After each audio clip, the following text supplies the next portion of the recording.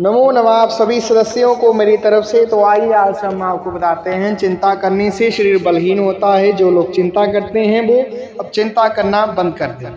राजस्थान में एक भक्त ने मुझसे पूछा कि गुरुदेव इतनी उम्र हो गई है, हंसते क्यों हो? मैंने कहा मैं बचपन से ऐसा ही हूँ। बोले कोई चिंता नहीं होती। तो हमने कहा चिंता किसकी करना है जब खुद की मृत्यु होने वाली है। तो गाड़ी की चिंता करोगे तो बेकार ही है। जब खुद ही टिकने वाले नहीं है, खुद कंट्रोल ही नहीं है, मामला मौत आ रही है, तो किसकी चिंता करोगे? तो कहते हैं कि ये संसार है, ये रोज कुंभ का मेला ऐसे ही लगा रहता है। चिंता किसकी करोगे और किस लिए करोगे? चिंता करने से कोई काम बनने वाला तो है नहीं, कुछ नहीं, ये सिर्फ फालतू का काम है।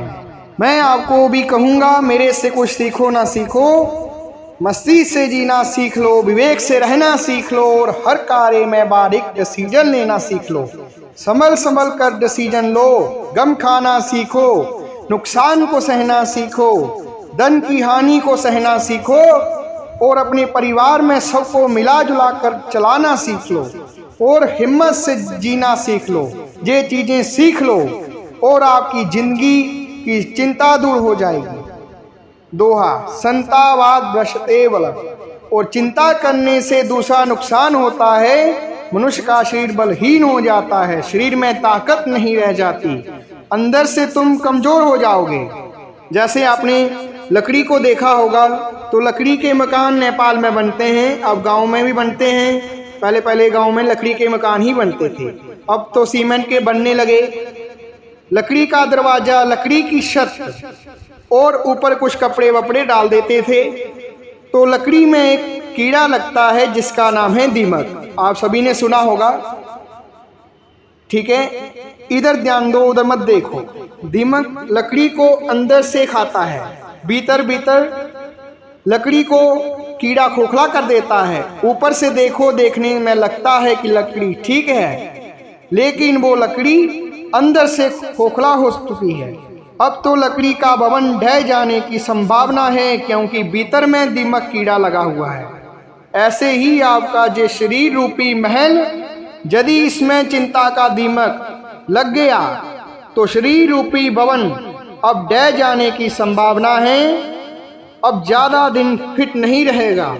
इस चिंता को हटाओ, हंसते हंसते काम करना सीखो, टेंशन मुक्त प्रबंधक करना सीखो, प्रधानमंत्री से भी सीखो। पूरे देश का नेतृत्व करते हैं और समय पर सोते हैं, समय पर जाग भी जाते हैं और प्रसन्न भी रहते हैं और मुखमंडल पर तेज चमकता है।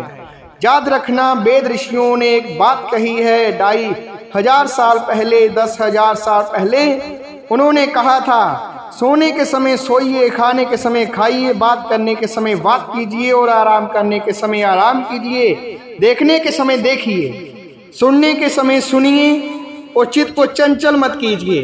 कितने लोग हैं भोजन खा रहे हैं, मोबाइल से बात भी कर रहे हैं, साथ में टीवी भी देख रहे हैं, साथ में पत्नी को भी कुछ समझा रहे हैं, साथ में दोस्तों से भी कह रहे हैं अभी आ रहा हूँ तुम रुके रहो।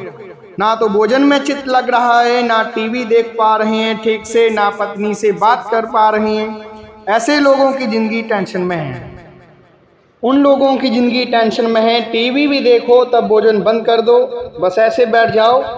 अगर भजन करना है तो भजन के समय चुप रहना है और अगर कुछ सुनना है तो सुनने के समय सुनना है, ठीक है? सुनने के समय सुनना है, देखने के समय देखना है, खाने के समय खाना है और सोने के समय सोना है।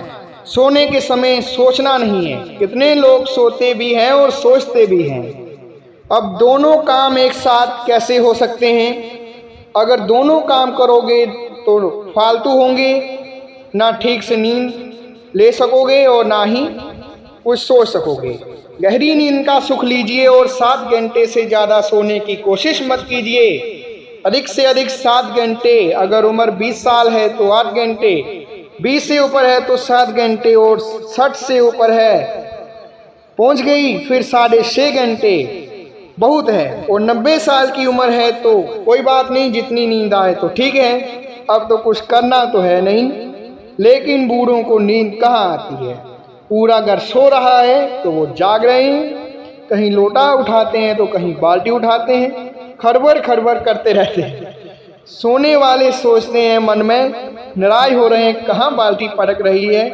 तो बाल्टी इसलिए पटक रही है कि तुम भी उठो, क्यों सोए हो, डिस्टर्ब मत करो, उनको सोने दो। संतावाद भ्रष्टे बलम संतावाद भ्रष्टे ज्ञान।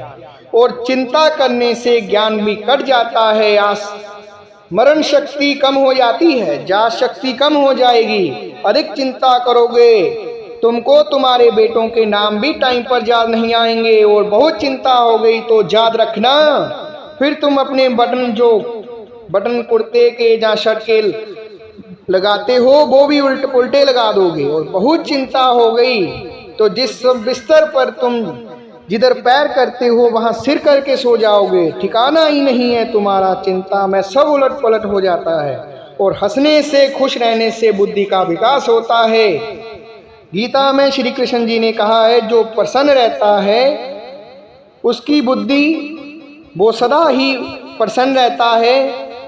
और जितना ज़्यादा तुम खुश रहोगे, और खुश कब रहोगे, जब आपका मन ठीक होगा। जिसका मन ठीक नहीं है वो खुश नहीं रह सकता। जो दूसरों से बहस करेगा, राग करेगा, ईर्ष्या करेगा, क्रोध करेगा, वो खुश नहीं रहेगा, बहुत टेंशन में रहेगा। इसलिए याद रखना, ना किसी से राग करो, ना किसी से बहस करो, ना किसी से ईर्ष्या करो, सबके प्रति प्रेम रखो और गाया करो, सर्वे भवन्तु सुखिनः सर्वे सन्तु निरामया सर्वे भद्राणि पश्यन्तु मा कश्चित् दुःख भाग् भवेत्। सबका भला सोचोगे तो चिंता से मुक्त हो जाओगे। सबका भला सोचो। हमारे गुरुजी कहते हैं कि बिंदास मुस्कुराओ, क्या गम है, जिंदगी में टेंशन किसको कम है, अच्छा और बुरा तो केवल गम है, जिंदगी का नाम ही कभी खुशी कभी गम है। दुख में ना घबराना पंछी, जे जग दुख का मेला है, चाहे भीड़ बहुत अंबर पर चलना तुझे अकेला है। आप सभी खुश रहें, स्वस्थ रहें, व्यस्त रहें, मस्त रहें, ऐसी हम मनोकामना करते हैं।